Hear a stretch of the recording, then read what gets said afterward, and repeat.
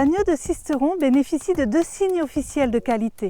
Le label rouge qui garantit une qualité supérieure du produit et l'indication géographique protégée qui va certifier une zone de production et des méthodes traditionnelles de production. Mais alors, quel est l'historique de cet agneau de Sisteron et quelles sont les caractéristiques précises de ces signes de qualité et de ces cahiers des charges? L'histoire de l'agneau de Sisteron remonte à la nuit des temps, aux prémices de l'élevage du mouton en France. En effet, le sud-est de la France est le berceau de l'élevage ovin.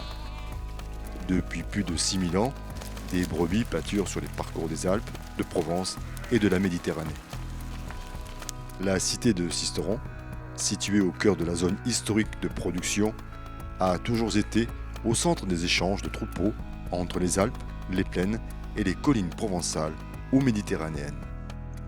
Fortement ancrée dans une région de tradition ovine, la dénomination agneau de Sisteron est apparue dans les années 1920-1930 à l'initiative de chevillards sisteronnais. À cette époque, une famille de chevillards clairvoyants et habiles, la famille Richaud, décide de lancer l'agneau de Sisteron.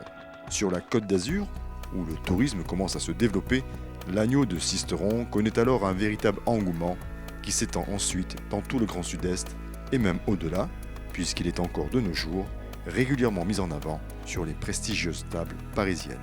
Mais face à cette notoriété, des abus ont pu exister. C'est pourquoi les éleveurs ont décidé dans les années 1990 de défendre leurs produits et de mettre en place 2 signes officiels de qualité.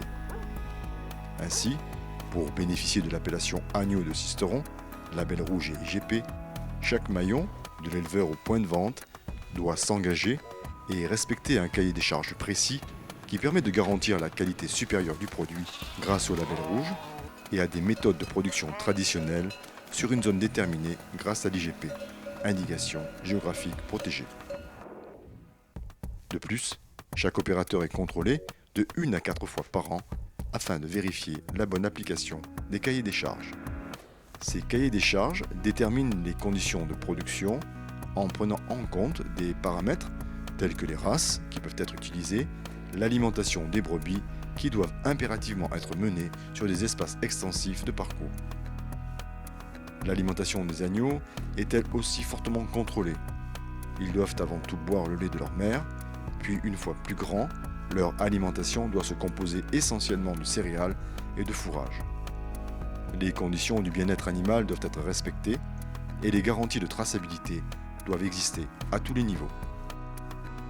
Les caractéristiques du produit sont déterminées et des tests sensoriels sont d'ailleurs organisés par un laboratoire agréé avec un panel de consommateurs tous les ans.